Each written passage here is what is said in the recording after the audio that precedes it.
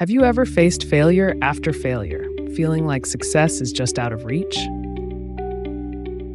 Well, today's video is all about the incredible power of perseverance and belief in achieving the impossible. Join me as we explore the inspiring story of Colonel Sanders and how he defied all odds to become a successful entrepreneur. Harland David Sanders, famously known as Colonel Sanders, was born on September 9, 1890, in Henryville, Indiana.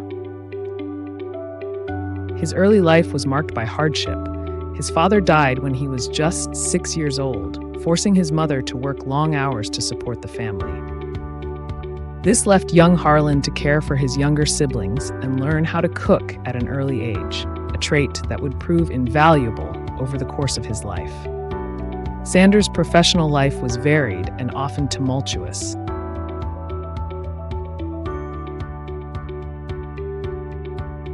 He left both school in 7th grade and home at age of 13 and worked various jobs with little to no success.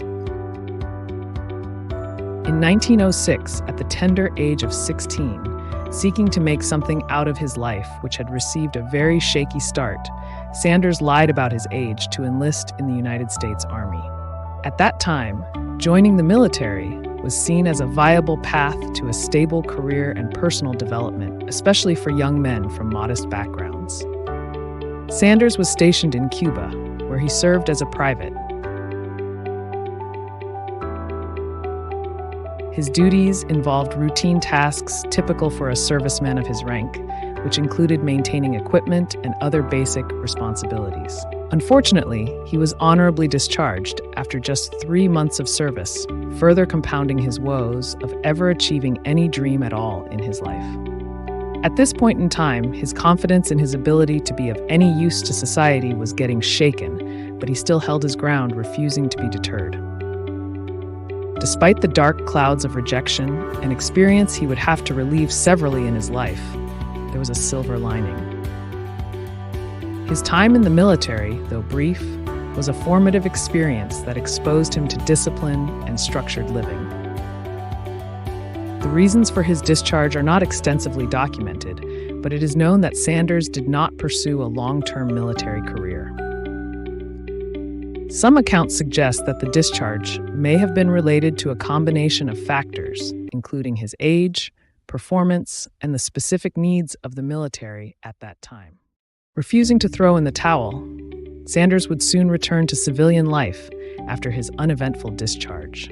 He faced a series of jobs and business ventures that were marked by instability and continuous failure, including working as a farmhand, streetcar conductor, and railroad fireman. Despite the dark times and uneventful events, these jobs provided him with diverse experiences, but not long-term success. Taking another aim at life, he chose to try his luck and harness his skills in a legal profession, despite the fact that he had been forced to drop out of school. To him, nothing seemed impossible to achieve, provided there was a willing mind.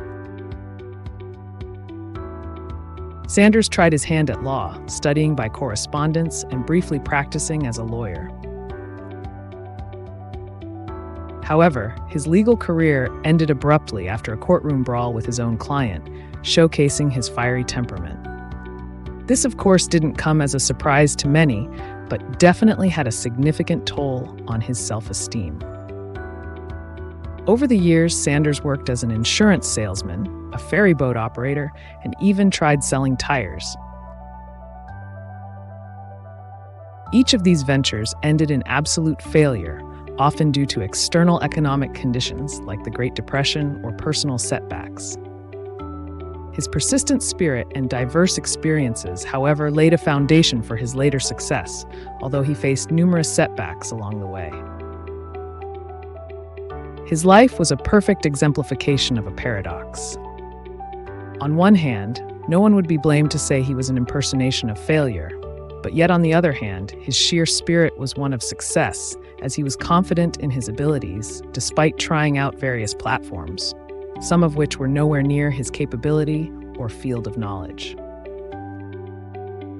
The mere act of even trying them out showed that he had a winning spirit somewhere, though covered deep in the rubble of uncertainty. Sanders' personal life was also not spared of trying experiences, as it was also fraught with challenges.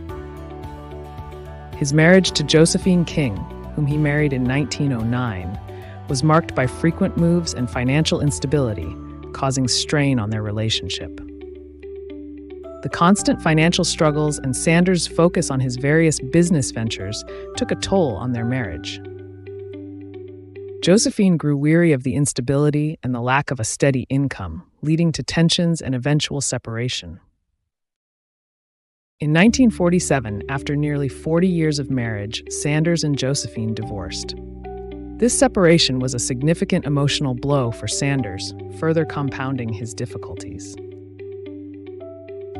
Just how much can one man take and still retain his integrity? Such questions may have troubled the young man, as he was now facing a midlife crisis. However, just like in previous situations, he picked himself up, composed himself, and took necessary actions in the accomplishment of his now rusty dream. It only took him 2 years, and Sanders had remarried, tying the knot with Claudia Leddington in 1949. Unlike Josephine, Claudia became a steadfast partner, recognizing greatness beneath all that rubble of inconsistencies and offering her full support to him in his subsequent business endeavors and the eventual success of KFC. This goes to show that not everyone can be a worthy partner in the accomplishment of one's dreams.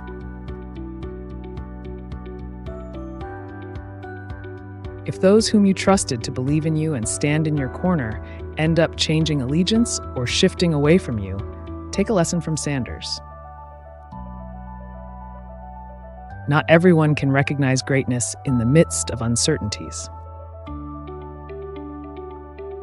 Furthermore, among the few who can, a majority are not willing to pay the price to get to the said goal. Many are ready to enjoy the fruit without braving through the bitter roots and crosses that lay along the way. Keep pursuing your goal and find partners who have been tested and proven with adversities to keep your corner. Yet, should they also fail, press forward to the mark of your high calling. Like Martin Luther King Jr. once said, "Run, walk, or crawl, but whatever you do, just keep moving." In the 1930s, Sanders operated a service station in Corbin, Kentucky, where he began serving meals to travelers. His cooking quickly gained popularity, and in 1936, Kentucky Governor Ruby LaFoon made him an honorary Kentucky Colonel in recognition of his contributions to the state's cuisine. Sanders embraced the title, dressing in a white suit and string tie, which became his trademark look. He had finally started unearthing the gift that was full of potential for success in his life, a gift that had first been uncovered and developed in service to the good of others. This gift would eventually be a life changer, bringing about a transformation of epic proportions. Sanders perfected his secret blend of 11 herbs and spices, and in 1940, he introduced his method of pressure frying chicken, which cooked the chicken faster while preserving its flavor and texture. This innovation was crucial in maintaining the consistency and quality of his product. In the early 1950s, Sanders' business faced challenges due to the construction of a new interstate highway, which diverted traffic away from his restaurant, drastically reducing his customer base and income. Undeterred, Sanders opened a motel and restaurant in Corbin, but this too ended in disaster when the establishment burned down. Though he rebuilt it, ongoing financial pressures from the new highway led him to sell his operations at a significant loss, pushing him toward bankruptcy. Despite these setbacks, Sanders refused to give up. In his mid-60s, he decided to take a different approach, franchising his chicken recipe. At the age of 65, faced with the prospect of financial ruin, Sanders decided to take a bold step. He believed deeply in the potential of his fried chicken recipe, and he decided to sell his assets and chose to invest his life savings into franchising his concept. Sanders traveled across the United States, cooking his chicken for restaurant owners and pitching his idea. This endeavor required significant personal sacrifice and perseverance, as he often slept in his car and faced numerous rejections. While the exact number of rejections is not precisely documented, it is widely believed that Sanders was turned down over 1,000 times before securing his first franchise deal. Even with the right gift, it's worthy of note that the development phase of the same takes some rough experiences. Rather than get deterred in our failures, it's good to keep aiming towards our goal, as all the hardships we face, rightly received, only serves to develop and enhance our gift, making it priceless at its limelight moment of revelation to the world. In 1952, Pete Harmon of South Salt Lake, Utah, became the first KFC franchisee. Harmon coined the name Kentucky Fried Chicken and was instrumental in the brand's early marketing efforts. The combination of Sanders' unique recipe and the growing appeal of fast food led to rapid expansion. Though in his sunset years, after battling so long with hardships and relentless storms which subjected him to chronic failures, his time had finally. So is the case with our lives. If we persist in harnessing our gifts for the greater service of man, though hidden in obscurity at first, our time shall surely come to pass. Let us never lose heart in this journey of life. Despite a lifetime of hardships, including financial instability, a tumultuous family life, and numerous business failures, Sanders' unwavering belief in his chicken recipe and franchising model eventually paid off. By 1964, Kentucky Fried Chicken had become a well-known brand with numerous franchises across the United States and Canada. In 1964, at the age of 73, Sanders sold the company for $2 million to a partnership of investors led by John Y. Brown Jr. and Jack C. Massey, although he retained control of operations in Canada and continued to serve as the brand's ambassador. In this capacity, he traveled extensively, promoting KFC and ensuring both consistency and top-notch quality of the food. His commitment to the brand and its success helped solidify KFC's place in the fast food industry. In his later years, Sanders continued to be a prominent figure and a symbol of KFC. He was a tireless ambassador for the brand, known for his hands-on approach and dedication to maintaining the standards he set. Colonel Sanders passed away on December 16, 1980, at the age of 90, in Louisville, Kentucky, a winner and a legend epitomized by success. His will remain a character worth of emulation, for he was able to finish his race and to do it strong. Colonel Sanders' legacy is indelibly linked to the success of Kentucky Fried Chicken. His entrepreneurial spirit, innovative cooking methods, and relentless pursuit of quality transformed a small-town restaurant into an international fast food giant. Today, KFC operates thousands of locations worldwide, continuing to serve Sanders' famous fried chicken recipe. Sanders' story is a testament to perseverance and innovation. Despite numerous business failures, unprecedented setbacks, and challenges throughout his life, he persisted in his entrepreneurial efforts and reinvented himself and his business in his mid-60s, demonstrating that it's never too late to achieve success. Sanders' eventual success with KFC not only transformed his life, but also left an enduring legacy in the fast food industry. His story continues to inspire aspiring entrepreneurs worldwide, proving that setbacks are merely stepping stones on the path to success. His iconic image and culinary contributions remain influential in the fast food industry, making Colonel Sanders a true American legend. So what lessons can we learn from Colonel Sanders? 1, our background and early life doesn't necessarily have to define who we are and our later turnout in life. We can be all that we choose to be if only we believe. Which brings me to the next point. 2, our mindset in approaching matters is critical to our success or failure in life. If we're prone to expect little from ourselves, then we can be sure that we will only accomplish little, as we can just be as good as our aim. Also, a fortified mindset will brave every storm that barricades one's way to true greatness. 3. Life is a marathon and not a sprint race. A failure or setback in one event does not necessarily paralyze one's effectiveness in meeting their goal in life. We should ever set our eyes on the finish line and not on the potholes, nor our faster or slower neighbors, and neither in our pains and aches in the journey. Only by such a focused view of things can we attain our goals and rise above our little setbacks, no matter how repetitive they may be. Moreover, the goal in life should be finishing the race and not outdoing or outcompeting our neighbors. 4. Everything is possible to him who believes. Human beings have been imbued with a capacity to attain greatness, and only our lack of faith will stifle out that ability. However, it can be nurtured by attempting the impossible, as was seen in Sanders even pursuing a legal profession despite his class dropout, a feat he did quite fairly well and surpassed his expectations. Challenges in life are meant to grow us and not discourage us. Aim high and reap much.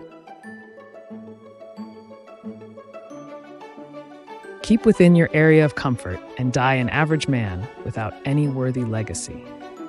5. The gift you possess is your greatest vehicle to achieve success in life.